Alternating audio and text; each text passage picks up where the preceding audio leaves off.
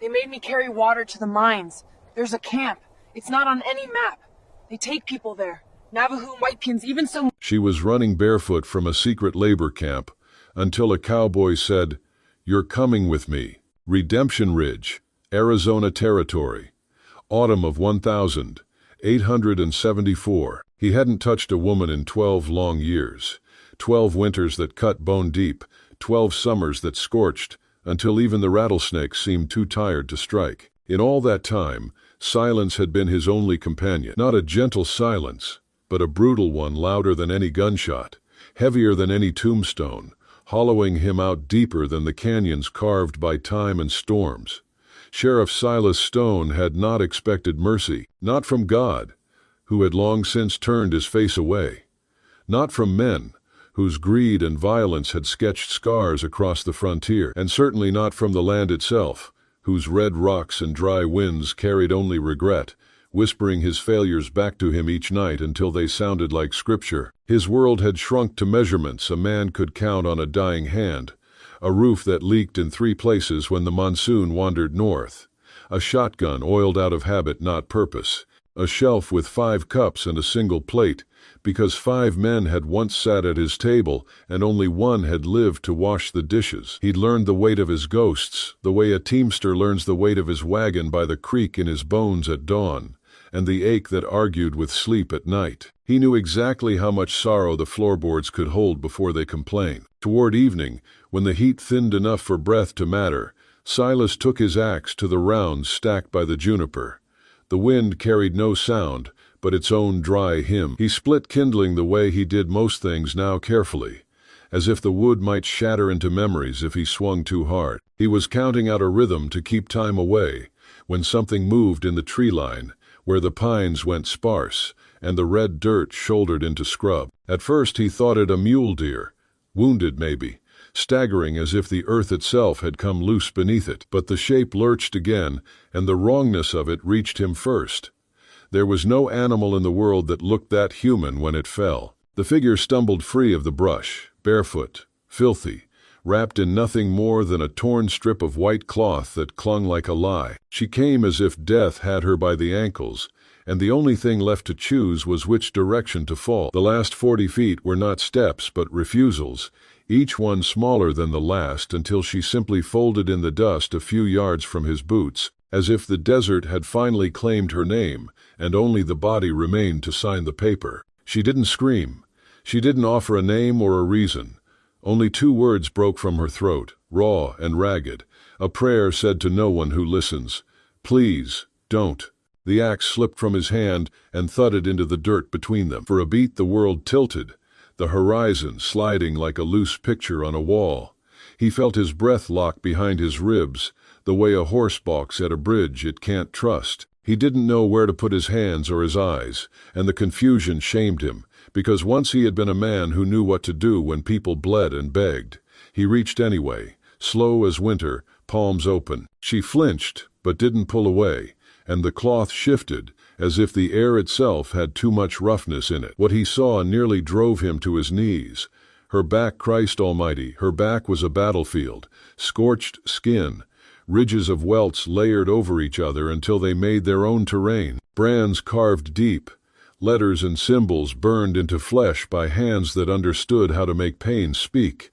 One scar jagged like broken iron, another crowned like mockery. But buried under it all, faint and stubborn as a seed under ash, was a sun symbol, the sacred mark of the Apache, nearly erased, but not gone. Whoever had done this had meant to burn away a people, a story, a sky full of ancestors. They had failed by one thin ray. Silas stumbled backward until the old juniper pressed its prickly spine into his shoulder and made him stop. It wasn't the blood that broke him, there wasn't much of that. It wasn't even the cruel handwriting of those scars. It was the way she curled into herself without a sound, as if silence were the last possession she could keep, as if smallness might save her from being seen by the kind of men who only stop hurting when there's nothing left to name. And in her he saw ghosts. He saw the ghost of a town he had failed to protect, roofs lit like torches when the riders came fast out of the wash, and he was 1 hour too slow, one prayer too late. He saw the bank vault he hadn't saved from 3 boys and a bottle, the smoke from that ruin staining the faces of men who had trusted him to be taller than he was. He saw children under dry ground, their little boots pointing in directions he never learned to walk. Those ghosts did what ghosts do. They took his jaw in both hands and made him look. He had walked away once. He had sworn never again. So, without a word, he unbuttoned his duster, the old long coat that had known more storms than he had friends, and set it across her shoulders. It fell heavy, like a shroud, but also like a promise stitched from cloth and will. He didn't ask where she'd come from or what she'd done to deserve a world like this. He bent and gathered her the way a man gathers something he is not sure he is worthy to hold. She weighed almost nothing, light as sorrow, fragile as ash, and yet he could feel the stubborn heat of life still working inside her like a coal that refuses to go out just because the wind wants it to. Before he could turn toward the cabin, the wind changed. A far, thin sound rode it in hoofbeats. Faint at first, the kind of rhythm a man could mistake for his heart if he'd forgotten he had one. Silas lifted his head. Out on the rimland, the air was clean enough to make distances lie, but he knew dust when it gathered for a reason. A pale smear hung low over the road, the shape of men riding hard and not to church. Riders, coming fast. He took one step, then another. He did not run. He'd learned long ago the desert has no patience for a man who runs without a plan. He carried her inside with the care of someone moving glass that's already cracked. The cabin accepted them the way old wood does, without surprise. The air smelled like cold iron, coffee long gone bitter in a tin, and juniper smoke that had soaked into every board. He laid her on the narrow cot against the back wall, the same planks that had held him through 3 winters of fever and a spring that tried to drown him in memory. He moved as if sound itself were a weapon he might hurt her with. She did nothing at first but clutch that coat tighter, curling into its hollow as if it were something she remembered from a kinder life. That coat, his coat, became a fortress around a country she refused to surrender. He didn't ask questions. He wouldn't have known where to begin, even if words hadn't turned to poison in his mouth. So he did the only thing a man like him knows when speech is a trespass.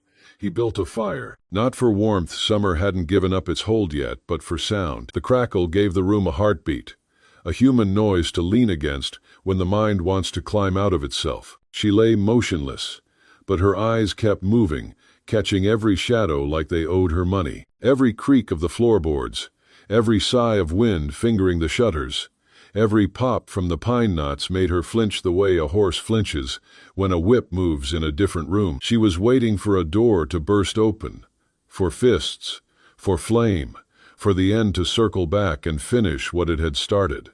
It took nothing to see she had been trained by terror to expect it. Silas busied his hands the way men do when the truth has them cornered. He boiled coffee, bitter and black, because he didn't know how to make it any other way.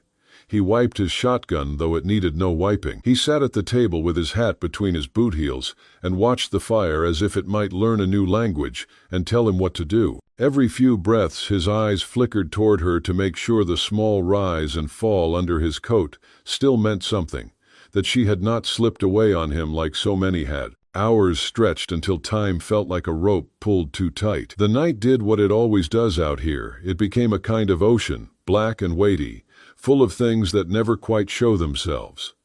Then finally she stirred. Slowly, like someone learning how to be in a body again, she turned her head. For one fragile heartbeat, her eyes found his. There were no words in that look, no gratitude, no plea, no tears. Just the faintest flicker of something buried an ember, refusing the draft. It was the look a person gives a ledge when they are thinking about not jumping. It was a mirror that forced a man to consider what kind of ledge he himself had been living on. He knew better than to speak into that. He only nodded, the way soldiers have always nodded to each other, across a distance measured in survival rather than yards. She turned back toward the wall, but he carried that ember like a man carries his last match in a storm he knows is not finished with him. Dawn came slow, bleeding a pale light through the shutters, that made the dust look like a school of minnows moving in a creek he once fished when he thought mornings were promises. A bird tried one thin note outside and stopped, as if even the throat of creation had learned caution. When he heard her voice, it was so faint he almost took it for a trick of the coals. Water. There. He moved careful, not because he was afraid of spilling, but because he was afraid of breaking whatever bridge had just appeared between two islands that didn't trust boats. He filled a dented tin cup and placed it in her hands, then stepped back as if distance might help her drink. Her fingers shook so hard the little moon of water trembled at the rim, but she didn't spill. She drank in silence, and the sound of it, the swallow, the breath after, was a baptism that didn't need a preacher. When the cup came away, her eyes lingered on him one breath longer than before. What lived there wasn't thanks, and it wasn't surrender.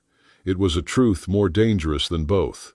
I'm still here. And with those three silent words banging around in his chest, a war woke up inside Silas Stone. Because he knew that sip of water had lit a fuse no wind could smother, no lawman could ignore, no memory could bully back into the dark. Somewhere out on the rim of the desert, hoofbeats were already pounding.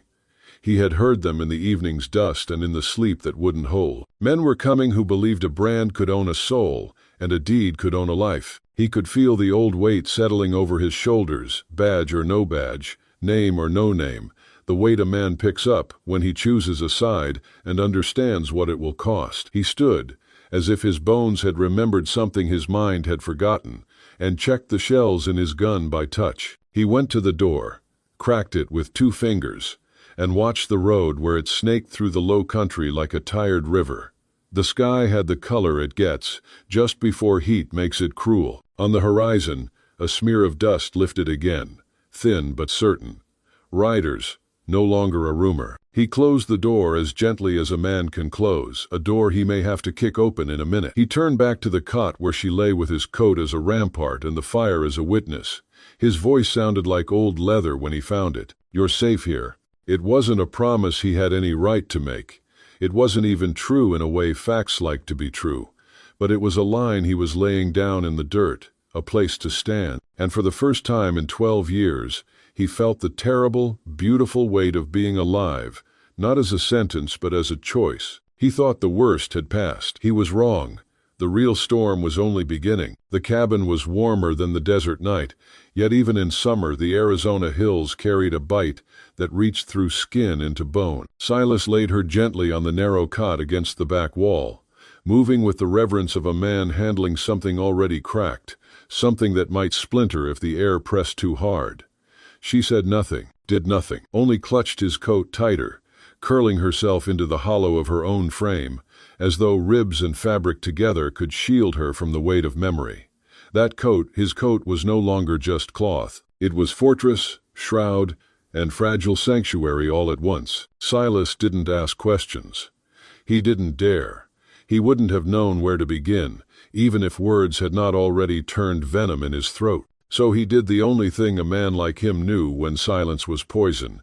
He built a fire, not for warmth, not even for light, but for sound, the steady crackle of logs splitting in the flames. A heartbeat for a house that had long forgotten what it meant to keep one. She lay motionless, but her eyes betrayed her, darting to every shadow, every groan of the rafters, every sigh of wind slipping through shutters. She was waiting for the door to explode inward, for fists and boots, for fire to devour what little safety the night promised. Every sound, no matter how small, shot through her like a whip across open flesh. She flinched so hard her ribs shuddered beneath his coat, as if even her own breathing threatened betrayal. Hours dragged like years. The silence between them was not the silence of peace, but of graves, of trenches where boys went in whole and came out as names carved in stone. Silas sat hunched at the table, hands restless.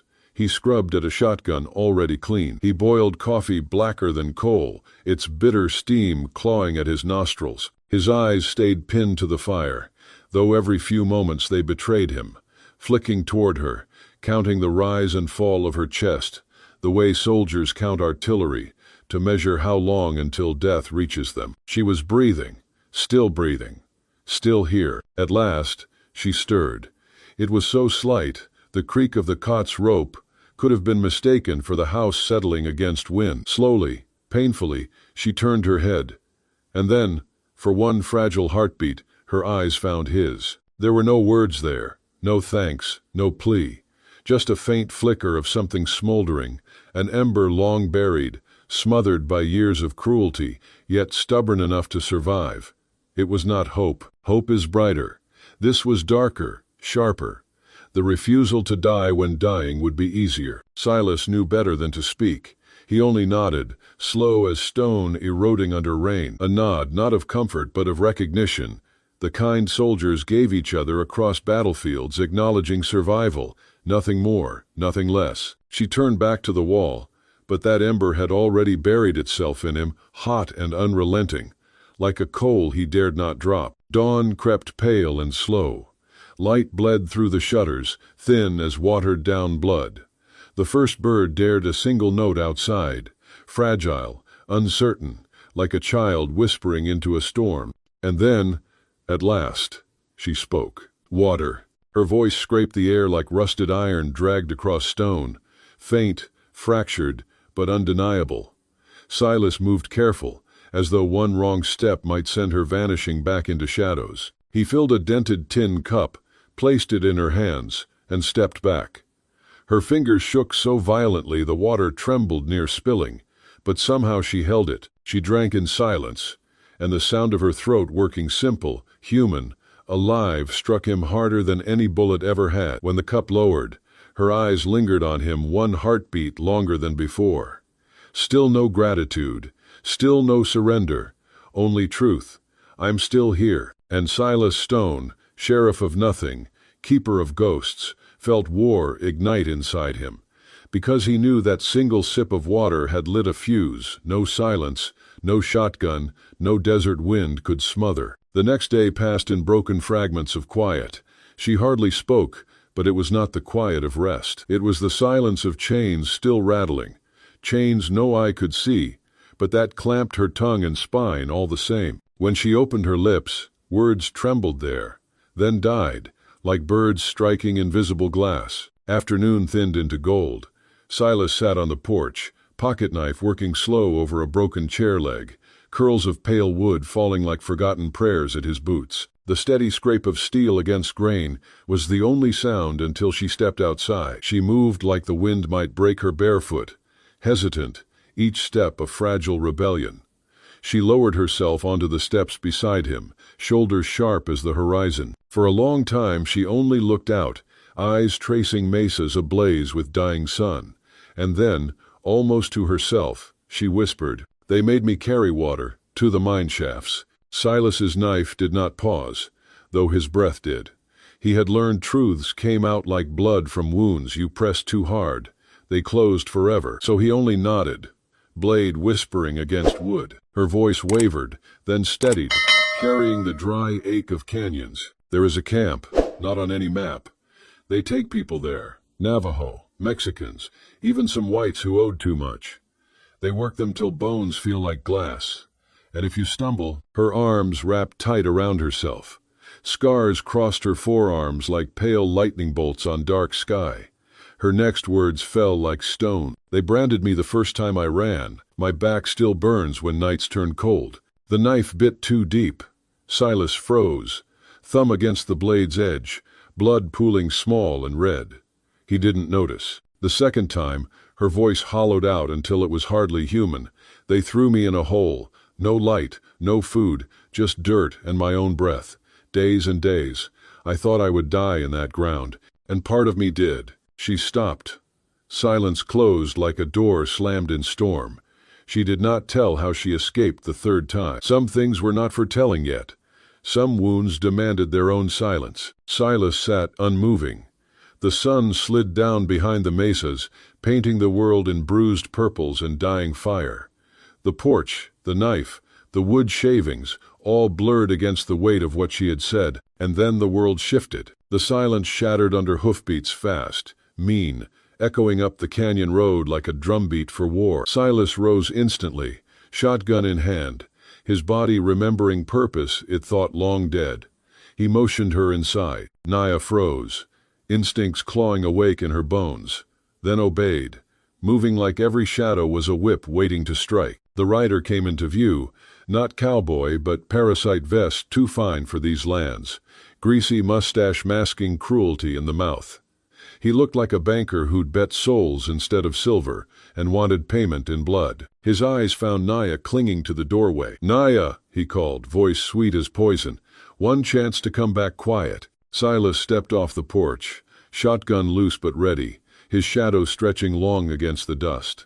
His voice cut low, roughened by years and regret. "She's not going anywhere," the man sneered. "Old-timer, the law don't stretch this far. Ain't up to you." The click of Silas's shotgun echoed louder than thunder. He didn't aim, not yet, but the sound carried weight enough to silence birds in trees. "This is my land." "No." For a heartbeat, the rider measured him. Then he spat into the dirt, tugged reins, turned his horse.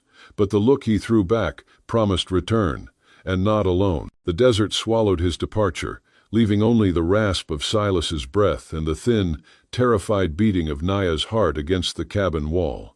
He lowered the shotgun slowly, the old ache in his ribs flaring. This was no end. This was prologue. That night, Silas sat long with rifle across his knees. He did not cut wood, did not drink coffee, did not sleep.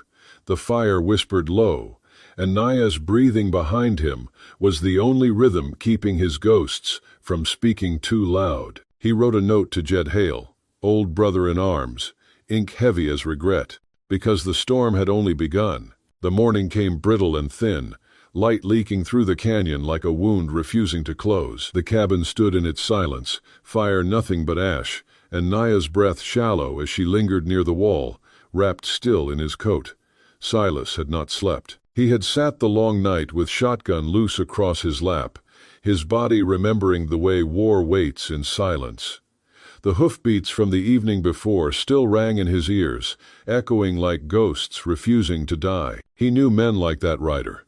They were not scouts. They were not messengers. They were warning serpents slithering ahead of something worse. And the desert had taught Silas one cruel truth. Warnings were never idle. It came at dawn. The door buckled under the weight of a boot, iron hinges screaming. Slade didn't knock. He entered the way plague enters swift, stinking of arrogance, with two gunmen flanking him like shadows trained to kill at a glance. Slade's hat was broad, and his vest finer than this land deserved, but his smile was the thing that carried rot. "Sheriff Stone," he drawled, voice oiled with false courtesy. "Heard you found something that wandered off my property." Silas stood between him and the back room where Naya lay, shotgun dangling in his hands, loose but deadly. His voice was stone-breaking in drought. "She's under my protection." Slade's laugh was oil on fire. "Protection? From you? The man who let Copper Creek burn? The lawman who couldn't save a vault from 3 drunk cowboys?" He leaned forward, breath heavy with whiskey, words sharp as knives. "We both know your protection ain't worth the badge you buried in dust." Each word landed heavy, because each one was true. Silas felt them like fists striking ribs already cracked. He had failed them all once: the town, the families, the children now dust under desert stone. He had sworn never to carry that badge again. But Naya's breath trembled in the other room, and her fear lit a fire in him that no insult could drown. His voice came low, steady as death. "Get off my land." Slade smiled, a razor edge gleaming in dawn light. From his coat he pulled a paper, yellowed but sharp in its cruelty. "Your land?" he sneered. "Bought this morning. Deed says otherwise. Legal and binding. You got till sunset to vacate. Bring the girl. She and me. We got unfinished business." He let the words hang like a noose. Then he turned, spurs grinding against wood. His men followed, boots heavy, leaving the stench of power behind them. When the door slammed, silence poured back in like smoke after fire. Naya stepped out, bare feet hesitant, her face pale as moonlight. Her whisper was sharper than a scream. "He owns everything. The mine, the law, even the ground under us. There's nowhere to run. He'll keep coming." Low. Her words hit Silas harder than bullets. She was right. Slade wasn't just a man. He was a system, a disease that had rooted itself into law, deed, and gunpowder. To fight him meant to fight the very weight of the territory itself. That night, Silas wrote to Jed Hale, his old brother in arms, now Marshal. The ink bled heavy across the paper, each word pressed down like a prayer scrawled in gunpowder. He asked for help, not mercy, not salvation, just men with rifles who remembered what it meant to stand. But even before the ink dried, dust rose again on the horizon. Slade had no patience for sunset. 3 days crawled by. Quiet days, but not the kind that heal. This was the waiting quiet, strung taut like rope about to snap. Even the wind seemed to choke on it. Coyotes fell silent at night, their cries carried elsewhere, leaving the canyon hushed as a tomb. Silas stayed near Naya, his shadow never far from hers. He didn't cut wood, didn't mend fences. He only cleaned the shotgun again and again, barrel shining like Sunday silver, each stroke the repetition of a prayer older than church. Naya watched him, her silence heavy. She knew storms. She knew this one. Then the stillness broke. Late afternoon. The air went wrong, birds gone, insects fled, the creek itself sounding choked. From the canyon mouth came the roll of dust, rising heavy under the hooves of 3 riders. They came not like ranchers, not like lawmen. They came like men who knew no one would stop them. Naya stood in the doorway, her breath shallow. Her hand clutched his coat still, though her body trembled with instinct, an instinct trained by pain. Hide, obey, survive. One of the riders was the man from before, smug with promised revenge. Beside him, 2 others leaned low in their saddles, rifles glinting. Their voices cracked the stillness. "Step aside, old man." Silas's boots, rooted into the earth.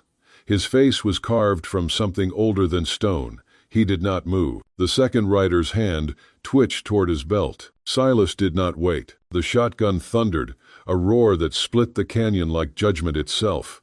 The man screamed, toppled from his saddle, legs spilling blood into dust. Horses reared, dust exploding, the ground choking on violence. The others froze. They had come for an old relic, a broken sheriff. Instead, they found the ghost of war, eyes steady, unshaken, carrying the kind of silence men don't walk away from. But this wasn't the end. Slade had prepared. From behind the ridge came more riders, torches flaring like the fires of hell itself. A dozen men, voices rising in cruel unison. They surrounded the cabin, dust choking, flames licking sky. "Last chance, Sheriff," Slade's voice rang, dripping with venom. "Send her out, or we burn you both where you stand." Naya's breath broke sharp behind him, the kind of sound a heart makes when it remembers too much pain. Silas cocked the shotgun again, knowing he was outnumbered, outgunned, out of time. But for the first time in 12 long years, he wasn't running from a fight. He stepped forward, shadow long against the rising torches, voice steady as the land itself. "She's not yours, she never was." And with those words, the desert seemed to hold its breath, waiting for blood to write its next scripture. The sky deepened into scarlet, the kind of red that remembers massacre.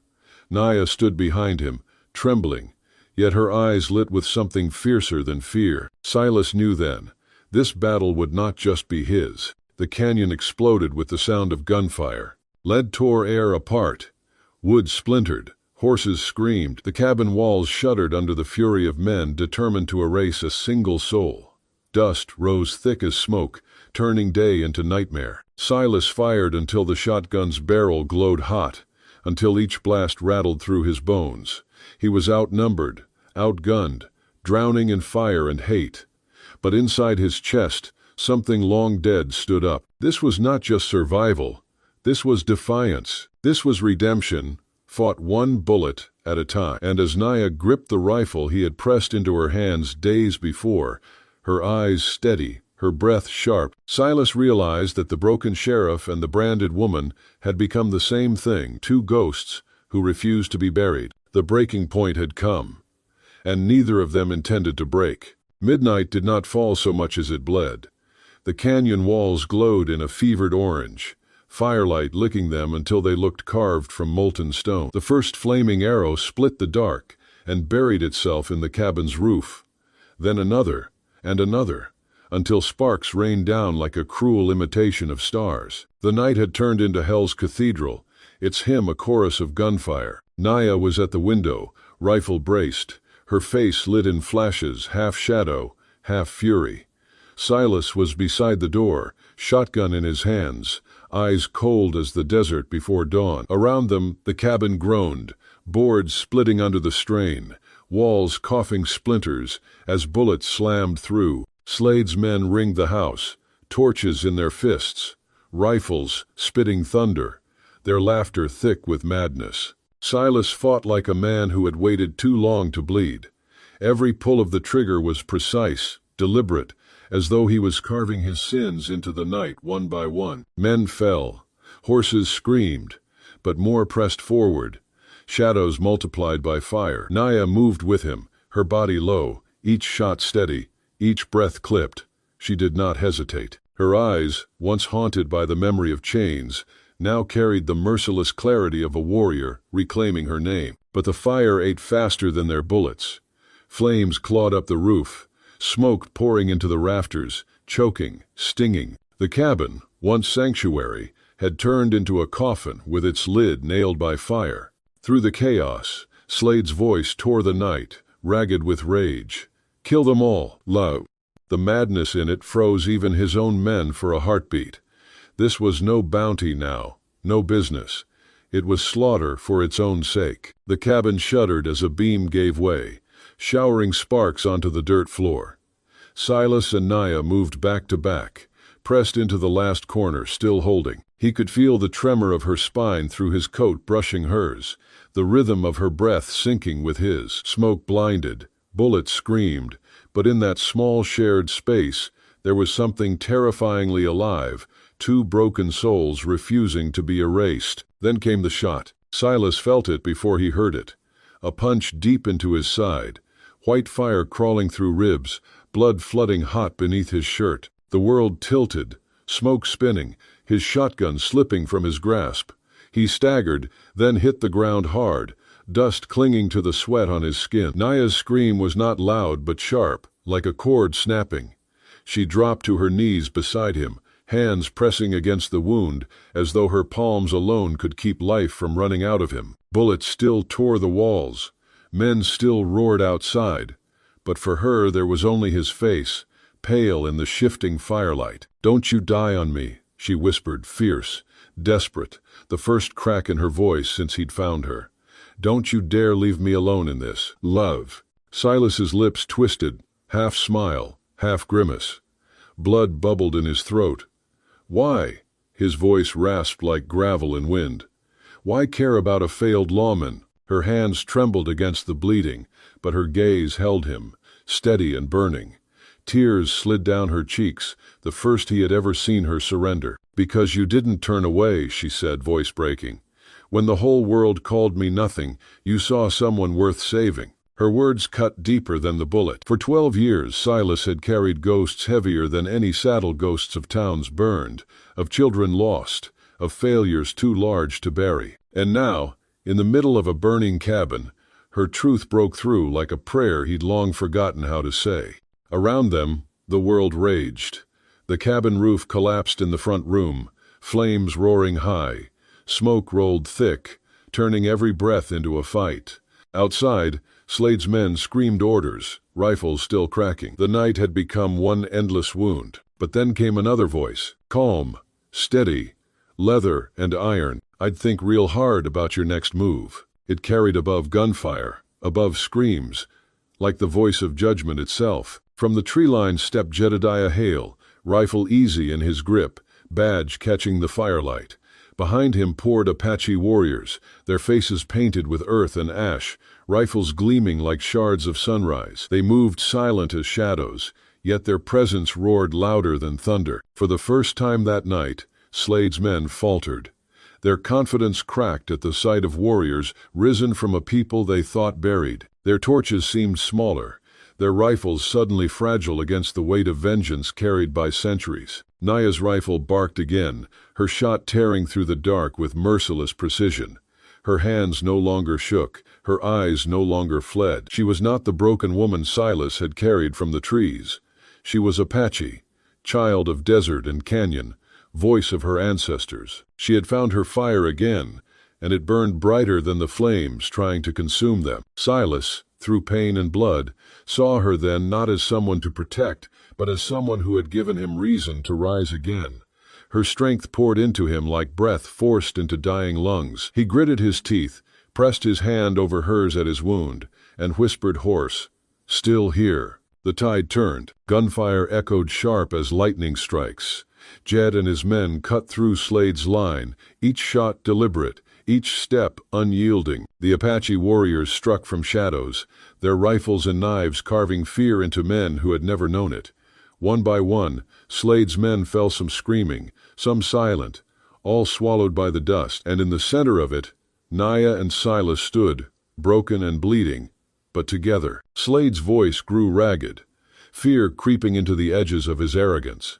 His men wavered, their torches dropping, their horses panicked. The fire they had lit turned against them, smoke curling like the breath of angry gods. The madness in Slade's eyes shifted to desperation. "You'll die for her," he screamed into the night.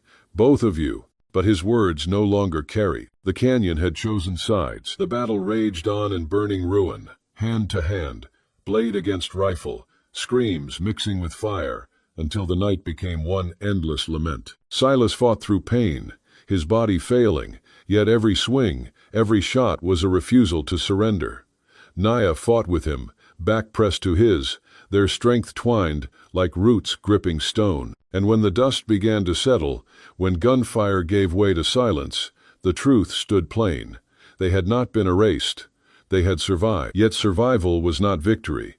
Silas lay slumped against the cabin wall, blood still pouring, Naya's hands still pressed desperate against him. Smoke curled above, stars returning timidly to the sky. Jed stood near, face grim, while Apache warriors gathered, their rifles slack, but their eyes burning. For Silas, breath came jagged, broken. But when he turned his head, Naya's face filled his vision, tear-streaked, fierce, alive. And for the first time in 12 long years, he understood something cruel and beautiful. The war that mattered was not the one outside, but the one inside, where two shattered souls had chosen not to let go. The night had nearly destroyed them, but in its fire, something unbroken had been forged. And though Silas felt the darkness creeping at the edges of his sight, he clung to her voice, to her tears, to her defiance, because in that firelit ruin, with blood in his lungs and ghosts at his back, he had finally learned what it meant to be alive again. The night's fury had drained away, leaving only smoke and silence.